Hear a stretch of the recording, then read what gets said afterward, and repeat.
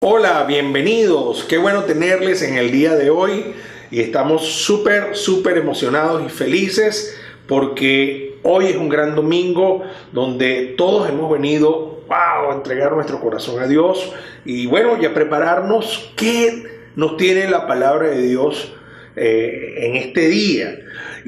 Bueno, estos 2 domingos tenemos una serie pequeñita, pero es una serie que nos va a desafiar muchísimo el lado positivo del fracaso, y que esta serie, por lo tanto, se relaciona con lo bueno, con lo positivo, con el provecho que le podemos sacar ante aquellas circunstancias, dificultades, desavenencias que vienen a nuestras vidas, que aquellas cosas que no resultaron como nosotros la estábamos esperando y queríamos ese resultado, no salió como tanto lo anhelábamos. Vamos a ver que al final va a ayudarnos y nos va a motivar para seguir adelante y siempre creer que lo mejor Dios lo ha preparado para ti y para mí. Y bueno, quiero comenzar. A mí me encantan los cuadros, me fascinan los cuadros. Y algo que yo tengo como una pequeña frustración es que no continué pintando cuando de muy joven lo hacía. Me encantan los cuadros, no solo por el contexto del pintor, las pinturas, sino la imagen que transmite ese cuadro. Y muchísimos cuadros tienen siempre una historia por detrás. Y me encanta este cuadro que les voy a mostrar a continuación. Así que vamos a verlo aquí en pantalla. Fíjense bien en este cuadro. Como pueden apreciar, ahí se ve una barca con una gran tormenta. Lo pueden apreciar, ¿verdad? Muy bien. Así que su autor fue el señor Rembrandt.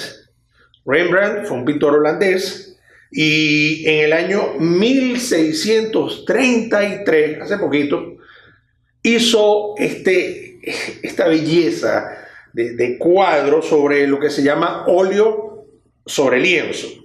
Y esta pintura actualmente tiene un paradero desconocido, o sea, se la robaron en la madrugada del 18 de marzo del año de 1990 en el Museo de Boston. Y existe una recompensa nada más y nada menos que de $10 millones para aquel que informe dónde está el cuadro. Así que bueno, si alguien lo tiene caleta, ya saben lo que tienen que hacer. Y bueno, $10 millones resuelven a cualquiera. Y en esta pintura podemos observar, hay una barca, una gran barca. Allí está.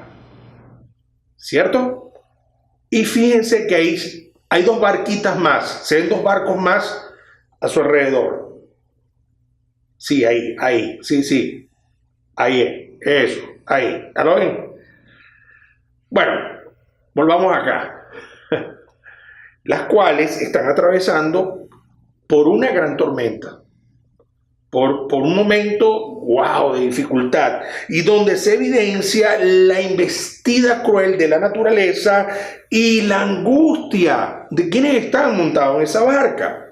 Y esta pintura fue inspirada, porque como les dije al principio, todos los cuadros siempre tienen una historia, la mayoría de los cuadros tienen una historia por detrás, que inspira a quien lo pinta a imaginarse esa historia.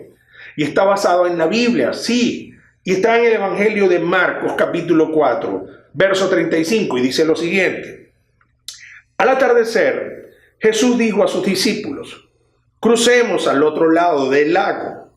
Así que dejaron a las multitudes y salieron con Jesús en la barca, aunque otras barcas lo siguieron. Como les dije, que se fijaran en las otras dos embarcaciones que estaban allí.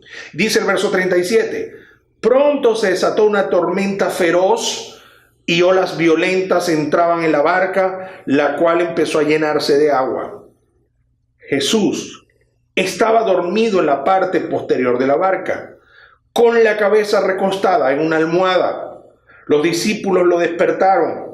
Maestro, ¿no te importa que nos ahoguemos?, gritaron. Cuando Jesús se despertó, pongan atención en esto, reprendió al viento y dijo a las olas: silencio, cálmense. De repente el viento se detuvo y hubo una gran calma. Luego él les preguntó: ¿por qué tienen miedo? ¿Todavía no tienen fe? ¡Wow! Quizás esta es una de las historias de los evangelios más contadas en las iglesias. Y cuando al hablar del lado positivo del fracaso, cuando hablamos de fracaso, es sinónimo de adversidad, infortunio, contratiempos, reveses de la vida, y usted mismo le puede colocar X situación difícil por la cual usted ha pasado o quizás hoy está atravesando o algún día pudiéramos atravesar. Y decimos que el fracaso es un suceso lastimoso y funesto, es la caída o ruina de algo de forma estrépita, es una situación de confusión, de caos, es un momento de tristeza, de no saber qué hacer, es un resultado adverso en lo que se esperaba que algo sucediera bien y no fue así. Ese es los conceptos de fracaso y adversidad. Y yo creo que un momento de triunfo hace que una persona se sienta superior. Cuando las cosas nos salen bien, cuando hacemos una negociación, cuando conocemos a la persona para amar y ser amados, nos sentimos wow, como que no me miren, mira quién tengo a mi lado, o mira esto, todo me está saliendo de maravillas. Pero cuando viene el desastre, hace que uno sienta que es el fin de todo. Hace que uno sienta y diga, wow, no puede ser. ¿Qué ocurrió aquí? Y muchas veces la mayoría de las personas fracasan y se rinden porque no se dan cuenta de cuán cerca estuvieron de lograrlo y se dieron por vencidos. Las personas dejan que los fracasos los afecten emocionalmente, sí, y les impida seguir esforzándose para alcanzar sus sueños y metas de vida. Y la verdad es esta: no brillamos sin oscuridad. Escúcheme, no brillamos sin oscuridad. Es decir, sin estas situaciones adversas que nos impulsan a sacar aquel potencial que está dentro de nosotros, lo mejor que hay dentro de nosotros. Erróneamente tendemos a pensar que el fracaso viene por muchas circunstancias. Yo he escuchado decir que la gente fracasa en la vida por su trasfondo familiar. Sí, no, pero para mí realmente es más un no que un sí. ¿Por qué? Porque justamente un alto porcentaje de personas que triunfaron y están triunfando en la vida provienen de hogares disfuncionales. También han dicho que el fracaso viene por deficiencias económicas. Y eso también para mí no es cierto, porque muchas personas de éxito vienen de familias donde han vivido con límites económicos o con hogares muy limitados. También por la ausencia de dificultades, y para mí es una mentira que la gente cree como verdad. Y la mala noticia es que nadie logra nada sin dificultades. Y la buena noticia es que para lograr grandes cosas siempre van a tener que venir las dificultades, las adversidades. Así que tenemos que decir, aunque no nos guste, bienvenida adversidad, porque Dios va a sacar lo mejor de mí. Y en una oportunidad un sociólogo dijo que la gente siempre fracasa por su contexto escolar. También yo diría sí y no a la vez. ¿Por qué? Porque a los niños nunca se les ha enseñado el concepto de fracasar. Nosotros como padres tenemos que enseñarle a nuestros hijos que no siempre es triunfar, sí, tienes que lograrlo, sí, porque tú, sí, no puedes fracasar. Eso es un gran error. Porque los niños siempre asocian fracaso a igual un porcentaje. Y ese es uno de los grandes problemas que tenemos nosotros como padres, al no también agendar en nuestra enseñanza, decirle a nuestros hijos que fracasar es normal. La única diferencia es no quedarse siempre siendo un fracasado. Que caerse es normal, pero que también lo importante es levantarse de la caída, sacudir el polvo de los pantalones y seguir hacia adelante. Pero nosotros también tenemos que enseñar esto a nuestros hijos, que esto es parte de la vida y que por lo tanto eso muchas personas, nuestros padres o de casa nunca nos enseñaron que fracasar es una herramienta de crecimiento. Sí, fracasar para mí es una herramienta de crecimiento, no para estancarnos, por supuesto, no para paralizarnos, detenernos o interrumpirnos, sino para aprender a no cometer los mismos errores. Por eso a mí me encanta decir que las cosas que nos duelen nos enseñan. Y el miedo al fracaso detiene nuestro impulso de salir hacia adelante. Y por lo tanto hay dos reglas que quiero compartir con ustedes que debemos entender ante el fracaso o las situaciones adversas. Y son las siguientes. Número 1, usted tiene que aprender lecciones de vida. Todos nosotros tenemos que aprender lecciones de vida. Situaciones adversas de fracaso es una lección, son esas materias de bachillerato que a mí no me gusta. Oye, esa materia es terrible, me encanta estas materias, pero de matemática, física, química, se acuerdan las tres Marías, muchas veces luchábamos con eso y veíamos de repente otros compañeros que eran espléndidos con estas materias, pero uno, wow, no es tan difícil, es tan complicado. Para algunos quizá educación física era terrible, pero bueno, es una materia obligatoria en el bachillerato de la vida, así que usted tiene que aprender lecciones de vida. Y la regla número 2 es esta: es un proceso de tiempo llegar al resultado final que esperamos. El fracaso es un proceso, el fracaso no es un evento, ay, aconteció y se apagó.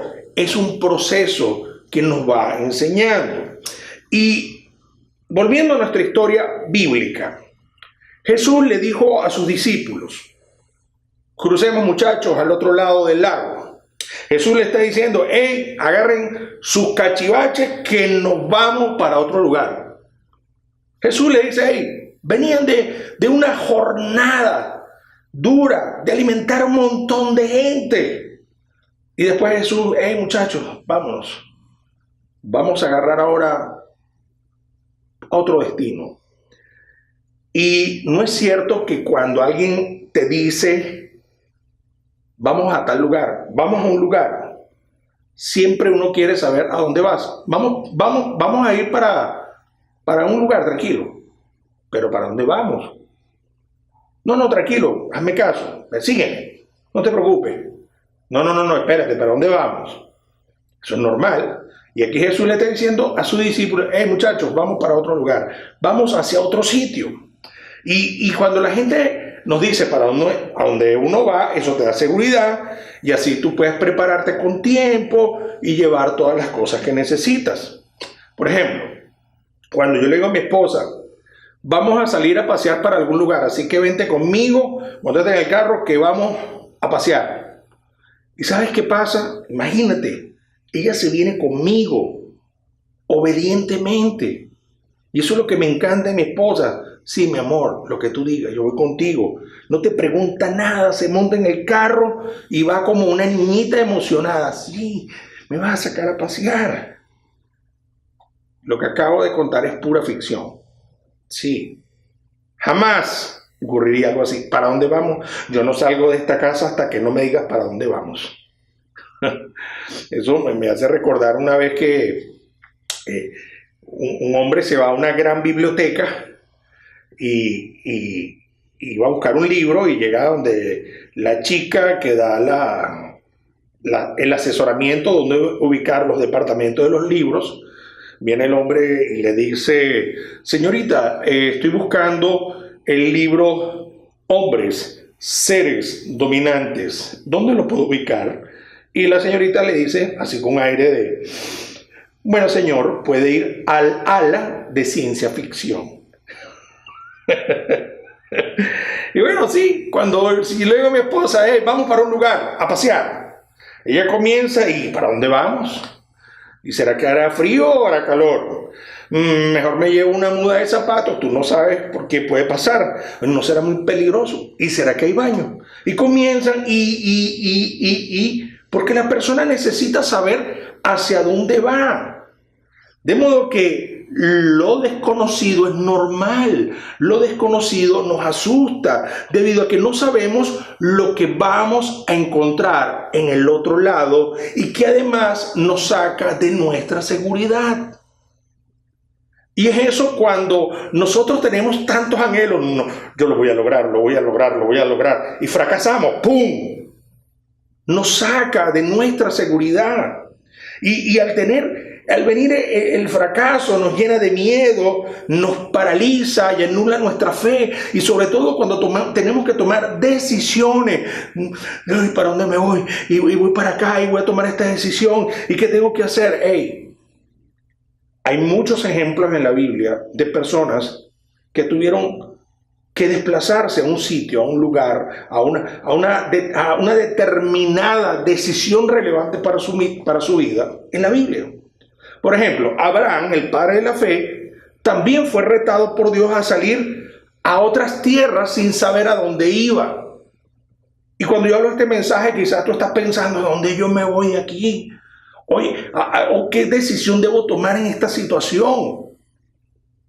Y déjame decirte, le he orado mucho al Señor para que esto que vamos a conversar, tú tengas la madurez de asimilarlo bien y que entiendas qué quiere hacer Dios con tu vida. Y déjame decirte, yo creo firmemente que Dios me puede bendecir tanto en Venezuela como fuera de Venezuela. Donde sea la voluntad de Dios, que Dios me diga, me hable, me abra las puertas, me voy legal, estoy en un estatus totalmente legal, tenga la seguridad que Dios le va a bendecir. Caso contrario, no se mueva nunca, porque movernos sin Dios apunta al fracaso. Y cuando Jesús invita a sus discípulos al otro lado, tampoco les dice a dónde van. Muchachos, vamos, síganme, pero no le dice nada. Pero Jesús llega ahí, a ese lugar, y se monta en la barca, y al montarse Jesús, se montan los discípulos, y se montan porque ellos confiaban en Él, simplemente como eso. Bueno, si Jesús se montó en la barca, nosotros también, vamos a darle, mi pana, vamos a montarnos ahí. Y es interesante esto, que cuando Jesús salió del lugar donde él estaba anteriormente para ir al otro lado, sus discípulos salieron de una ciudad llamada Capernaum. Capernaum era un antiguo poblado pesquero ubicado en Galilea, en Israel, a orillas del mar de Galilea. Y Jesús en ese lugar hizo muchos prodigios, muchas sanidades, muchos milagros, predicó, wow, full. Y en realidad se le conoce a esa ciudad de Capernaum como la ciudad, como New York City, Los Ángeles, California, Miami Beach, ¿ok? O sea, es decir, era la ciudad de la zona de confort de Jesús, era la ciudad de seguridad de Jesús. Era Las Vegas de Palestina antigua. Era la ciudad donde Jesús se sentía, wow, estoy chévere, chévere, chévere aquí. Igualmente sus discípulos. Y bueno, Jesús dice, estoy dejando mi zona de confort, estoy dejando mi Las Vegas Palestina. Así que muchachos, móntense en la barca, todos los muchachos, vámonos. Ahora nos vamos todos de barco. Y resulta que Jesús iba para la ciudad de los Gadarenos. Iba para Irak, Siria, sí, Zimbabue. O sea, era una ciudad hostil y nada confortable para los judíos. En esa ciudad se dedicaban a criar, o sea, ¿saben qué dice la Biblia, los evangelios? ¿Cuál era la materia prima de esa ciudad? Eran la cría de cerdos, la cría de cochinos, lo cual el cerdo era un animal inmundo para el judío. O sea, si ustedes no lo saben, los judíos hasta el día de hoy no comen cochino, no comen cerdo, no van para el junquito allá, usted sabe, a comer cochino frito, morcillito, choricito, nada de eso, nada, olvídense de eso. Bueno, Jesús iba justamente donde la comida y la gente era para los judíos fofo. No, eso es abominación para nosotros. Y wow, déjenme decirles lo que se estaban perdiendo. Porque no hay nada más sabroso que un cochino frito. Bueno, y perdónenme por la hora si tienen algunos hambre. Pero, bueno, a mí me gusta, alguien me dijo, ¿y usted, pastor, le gusta el cochino? Claro, está en la forma como caminan. Uy. Tiene un baile sexy cochino. Uy. Animalito es tan sabroso que bueno. Pero bueno, es decir, Jesús estaba sacando a sus discípulos de Capernaum, de la zona de confort, de la comodidad, a un lugar incómodo, de nuevos desafíos, a un lugar que apuntaba, hey muchachos, vamos a un lugar difícil, a un lugar de fracasos, en Capernaum, en nuestra zona de seguridad y confort, pero vamos a atravesar a un lugar llamado lugar de adversidad, lugar de fracasos. ¿Por qué? Porque Jesús sabía que esta experiencia que iban a vivir ahora con sus discípulos traería un mayor aprendizaje y crecimiento para ellos. Jesús decía, estos muchachos no van a crecer aquí en la zona de confort. Estos muchachos tienen que crecer en la zona donde está el dolor, donde está la apatía, donde está lo más difícil de la vida. Y todo lo que hace Jesús con sus discípulos tiene una intencionalidad. Para nosotros en CCE esa palabra es clave. Intencionalidad. Todo lo que tú y yo hagamos debe tener una intencionalidad en el Señor. Y hay que reconocer que un crecimiento saludable ocurre justamente en los lugares desconocidos, de nuevos desafíos, donde precisamos y necesitamos desarrollar más fe, o en este lugar que tú estás ahora llamado Venezuela, que es un lugar de wow, un lugar de mucha adversidad, de muchas aflicciones, wow, pareciera que el país estuviera marcando a que todo el mundo sea infeliz. Wow. Y cuando uno mira el cuadro de Rembrandt, en esos momentos difíciles que está atravesando sus discípulos, y quiero que vuelvas a colocar la pintura. Quiero que vean la cara ahí de los discípulos. Y hay algo que nosotros podemos notar en este cuadro. En esa pintura, ¿dónde está Jesús? No se ve a Jesús. ¿Dónde está Jesús? Oye, Rembrandt fue bien imaginativo, viendo a los discípulos, la tormenta, la cosa, y así se ve el cuadro, así me lo imagino, el palo de agua, la tormenta, la montaña rusa del mar, con esa pequeña barca y todo el mundo ahí moviéndose. Muévase así conmigo para que se sienta que está en la barca. No mucho porque se me pueden marear. Y el agua entrando y wow, mira, se me está llenando. Pero ¿dónde vamos? ¡Qué desgracia! ¿Y dónde estaba Jesús en ese cuadro? Quizás muchas personas pueden imaginarse, bueno, no, mira, Jesús estaba atrás, ahí en la proa. Él ve a sus discípulos así, pero Jesús está volteado, rodeado así con sus discípulos, como si estuviera como esta parejita, estos personajes del Titanic. Así que vamos a imaginarnos esto. Cuando tú tienes, no, Jesús, un pensamiento positivo, no. Jesús, Jesús, Jesús. Ok, no, yo no voy a pasar por tormentas, no, jamás voy a pasar por sufrimiento, jamás voy a pasar por dolor, porque yo estoy en la barca llamada Titanic, que nunca se hundió en el mar.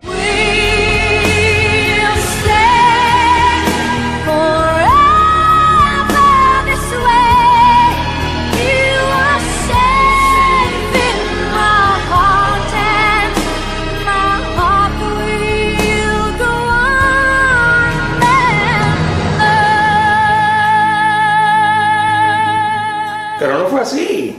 Jesús no estaba así cuidando a sus discípulos mientras los discípulos estaban. Y Jesús estaba tranquilo, muchachos. No fue así. ¡Wow!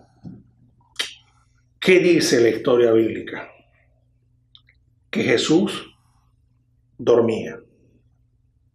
Por eso es que no vemos a Jesús en la barca. Él estaba acostado durmiendo.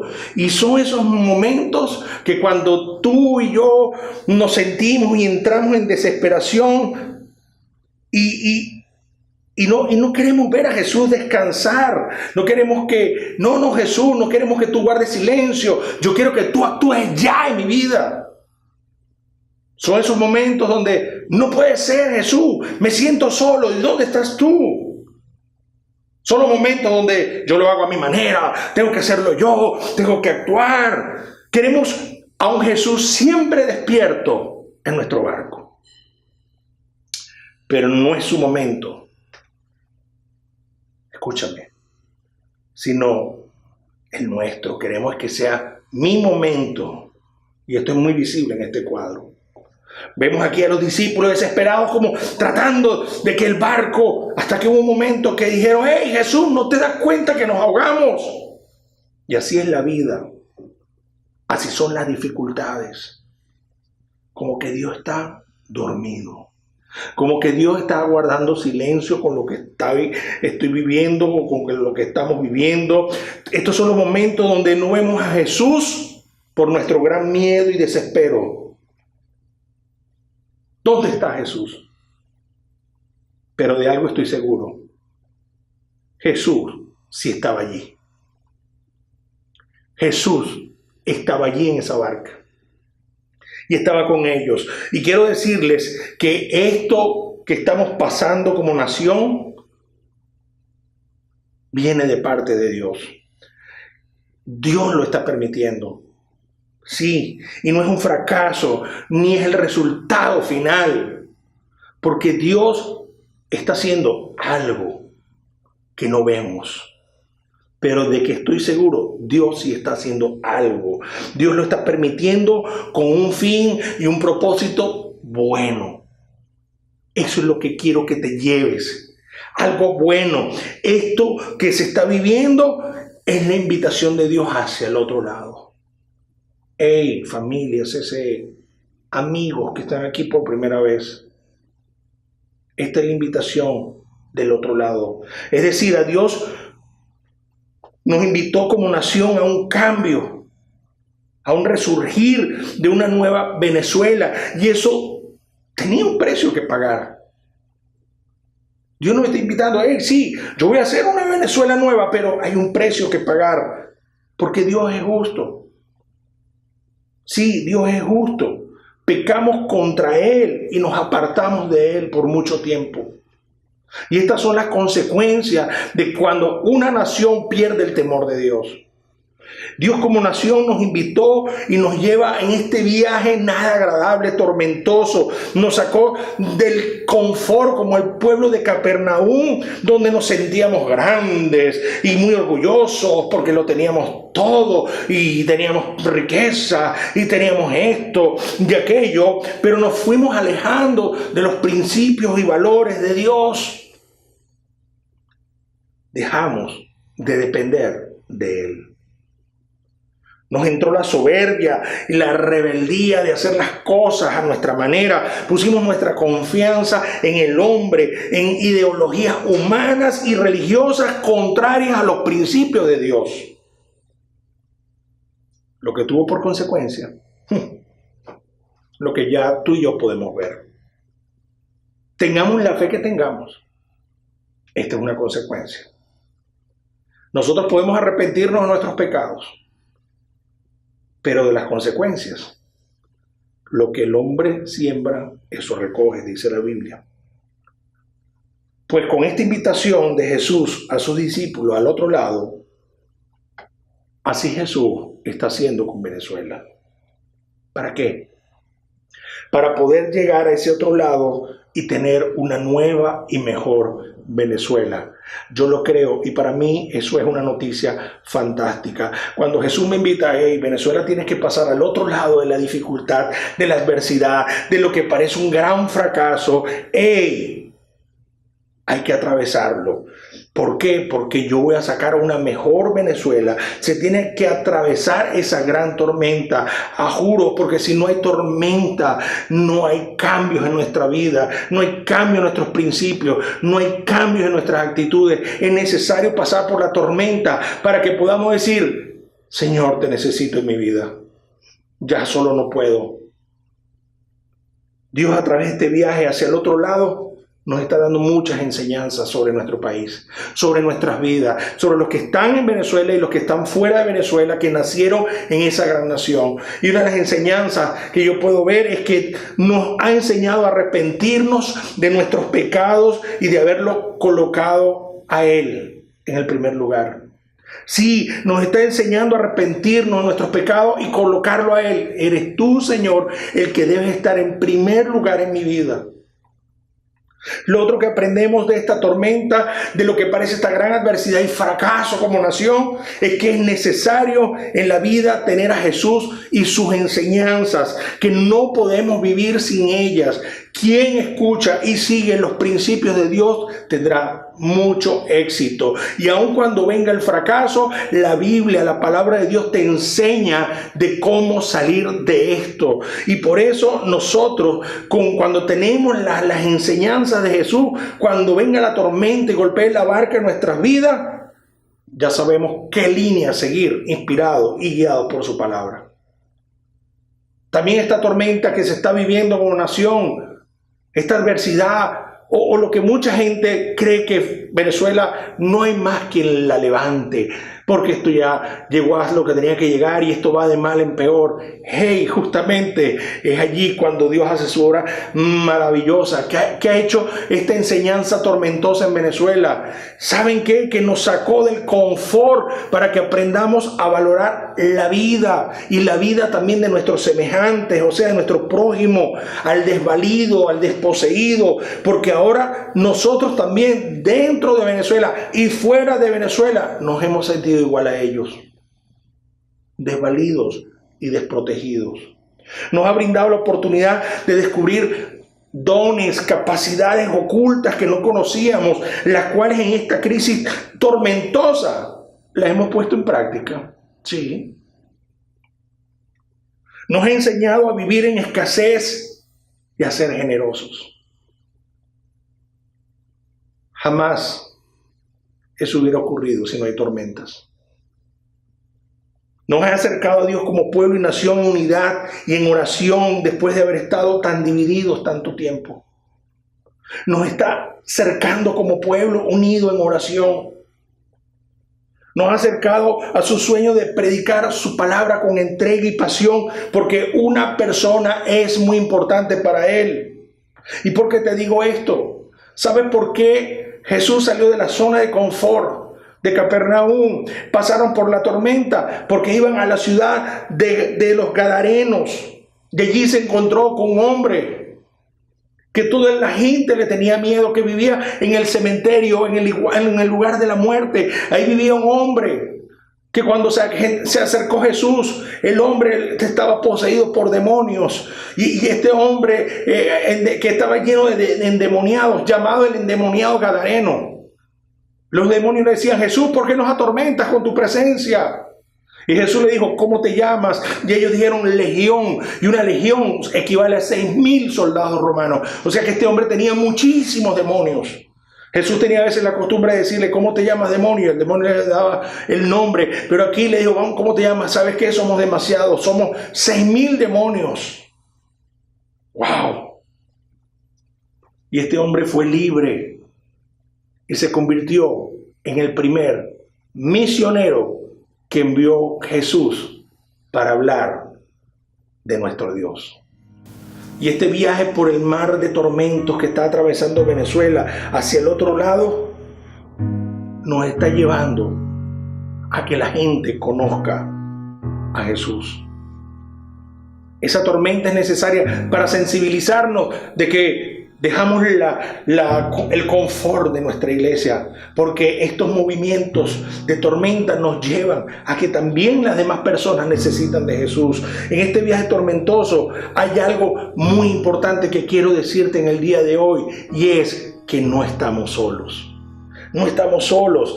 Nuestro Señor nos acompaña en este recorrido y es nuestra garantía segura para llegar hacia el otro lado. Jesús nunca nos va a desafiar a ir a otro lado sin estar en esa jornada. Y esto me encanta. ¿Sabes que también hemos aprendido de esta tormenta? Y estamos aprendiendo en esta tormenta. Que es un proceso. Que es un viaje y no es simplemente un momento, por lo que lleva un tiempo infinito. Es verdad, no sabemos cuánto va a durar. No sabemos cuánto va a durar, pero sabemos que será el necesario y justo que Dios ha determinado. Eso sí lo podemos saber. Cuando Jesús se montó en la barca con sus discípulos, se dice que otras barcas también zarparon para seguir a Jesús. Lo que se ve reflejado en el cuadro de Rembrandt. Por eso les hice énfasis. Fíjense que hay dos barcos más, dos barquitas más. Y en esas barcas no se menciona en la historia bíblica que se hicieron. Pero el único barco que llegó a tierra firme fue aquel donde llevaba a Jesús. Fue aquel donde estaba Jesús. Tal vez se hundieron. O tal vez cuando vieron que la tormenta venía dijeron: no, Jesús, esto es demasiado. Nosotros también queríamos seguirte, porque la gente quería seguir donde iba Jesús. Lo puedes ver en la historia de los evangelios. Cada vez donde iba Jesús, la gente lo seguía. Y cuando ellos cuando Jesús iba con sus discípulos en la barca, otros dijeron: también vamos a seguirlo. Estamos muy motivados, estamos muy emocionados. Y cuando Jesús se monta en la barca con sus discípulos, los otros también: sí, vamos. Pero cuando vino la tormenta dijeron: no. Esto de seguir a Jesús es un poco complicado. Esto es difícil. Y probablemente se devolvieron.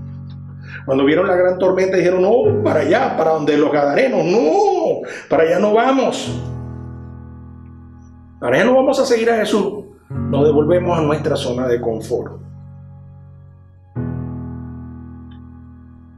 Y ¿sabes algo que me llama mucho la atención? Y es que Satanás siempre va a estar presente para desanimarnos en el camino hacia el otro lado. Lo que quedó demostrado con esa gran tormenta. Y en la Biblia, en los evangelios, Jesús nunca reprendía a un enfermo. Jesús nunca reprendía a una persona por reprenderla. Jesús reprendía a los demonios que estaban en la vida de esa persona. Reprendía a los demonios que atormentaban con locura y enfermedades a esa persona. No reprendía el nombre de la persona, reprendía aquello por la cual esa persona estaba poseída. Y aquí Jesús reprende la tormenta. Porque esa tormenta fue generada por entes oscuros de maldad. Porque ellos no querían ser el obstáculo para que Jesús llegara a aquel lugar que Jesús dijo: vamos al otro lado. Y toda esa oscuridad hizo movimientos en el mar para que Jesús fuera una obstrucción en el camino de lo que iba a ser nuestro Señor. No sabemos qué se hicieron las otras barcas. Y lo que te quiero decir es lo siguiente: asegúrate que en la barca donde estás montado esté Jesús. Si no, no continuarás el camino. Y esto es algo que quiero que siempre sepas: es que nunca hagas el viaje si Jesús no está en la barca, si Jesús no está en tu barco. Nunca hagas el viaje si Jesús no está ahí. ya que la barca donde Jesús está nunca se va a hundir, y aunque pase dificultades, no vas a fracasar permanentemente, porque esa barca llegará a buen destino. Tú y yo tenemos muchas historias de fracaso, de adversidades, sí, muchas. Y este momento que está viviendo nuestro país es quizás la corona de las dificultades, adversidades y pensamientos de fracaso. Pero ¿qué quiero que te lleves en el día de hoy, en tu vida? Aprende una nueva definición de fracaso. Una definición que son lecciones de vida. Fracaso es un aprendizaje, es algo que estoy aprendiendo. ¿Qué quiero que te lleves? Pon manos en la obra. No dejes que el tanto miedo se adueñe de ti. Es normal tener miedo. Podemos tener miedo. Porque el miedo también es un mecanismo de seguridad para nosotros. No vamos a un lugar oscuro porque sabemos que nos pueden hacer daño. Y por eso tenemos un miedo preventivo. Pero está el miedo que se apodera totalmente de nosotros y pierde la fe y la confianza en el Señor. Levántate, sigue adelante y recuerda, Jesús va con nosotros en este barco llamado Venezuela. ¿Puedes decir conmigo? ¿Puedes ponerte de pie, por favor?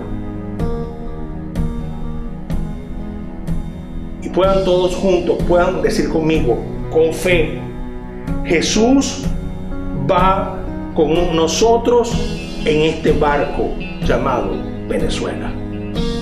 Y esa es la gran noticia. ¿Sabes qué dice el libro del profeta Isaías? El Señor te dice esto: no tengas miedo porque yo estoy contigo, no te desalientes porque yo soy tu Dios, te daré fuerzas y te ayudaré, te sostendré con mi mano derecha victoriosa. ¡Wow! Cierra allí tus ojos donde estás. Cierra allí tus ojos. Todos cierran sus ojos y vamos a orar. Señor, sabemos que estamos pasando un momento terrible, en un mar tormentoso, donde tenemos dudas, preguntas, temores. Y tú conoces, Señor, cómo están nuestras emociones. Pareciera que perdemos la esperanza. Pareciera que nos vamos a ahogar, Señor. Pareciera que el fracaso se está apoderando de nuestra vida, de todo lo que hemos hecho en este país, Señor, y pareciera que todo se va al abismo. Señor, y así como tú permanecías en esa barca, nosotros creemos que tú estás montado en esta barca llamada Venezuela. Señor, gracias, porque tenemos miedo y tenemos dudas, pero gracias, Señor, porque sabemos que tú estás ahí con nosotros. Tú estás en esta nación hermosa, Señor. Tú, Señor, sabemos que vas a librarnos un día de esta tormenta, de dificultades. Algún día nos vas a librar de estos miedos, Señor. Algún día, Señor, vendrá ese nuevo sol. Señor, creemos que no brillamos sin oscuridad. Y en esa oscuridad y en esa tormenta es donde tú hiciste un milagro, donde tú usaste la autoridad, Señor, y el mar y los vientos nos llevaron a calma. Y sabemos que eso lo vas a hacer en Venezuela, y ya lo estás haciendo en Venezuela. Señor, pedimos por tu iglesia, pedimos por esta nación, pedimos por los gobernantes, Señor. Tras paz, calma y bendición sobre Venezuela.